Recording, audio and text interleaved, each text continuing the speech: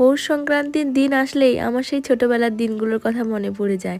আমি যেহেতু গ্রামে বড় হয়েছি, তাই আমাদের অনেক রকম নিয়ম ছিল। যেহেতু চাষবাস হতো, তাই উঠোনে ধানের গাদা থাকতো এবং সেই ধানের গায়ে ছোট্ট ছোট্ট মাটির পুতুল বানিয়ে সেখানে গাধা পুজো হতো এবং পৌষ সংক্রান্তিরও একটা অন্য রকমের পুজো হতো। সেই দিনগুলোর কথা মনে পড়লে না একটা আলাদাই ভালো লাগা কাজ করে। ছোটবেলায় হারিয়ে যাওয়ার সঙ্গে সঙ্গে সেই দিনগুলোও হারিয়ে গেছে।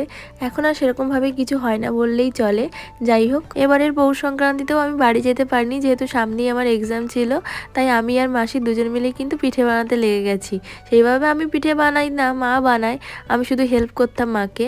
কিন্তু এখানে মাসি আর আমি দুজন মিলেই কিন্তু আজকে পিঠেটা বানাচ্ছিলাম। তো অলরেডি আমাদের একরকম গুড়ের পিঠে হয়ে গেছে, আর এদিকে আমি আর মাসি কিন্তু দিদার সঙ্গে ফোনে গল্প করতে করতে পুর পিঠেটা বানাচ্ছিলাম। তো এদিকে আমাদের পিঠে বানানো কমপ্লিট হয়ে গেছে, আর সঙ্গে এরকম দুটো অদ্ভুত পিঠে আমি বানিয়েছি, যেটা আমি প্রতিবারই বানাই, আর সঙ্গে একটা গজা।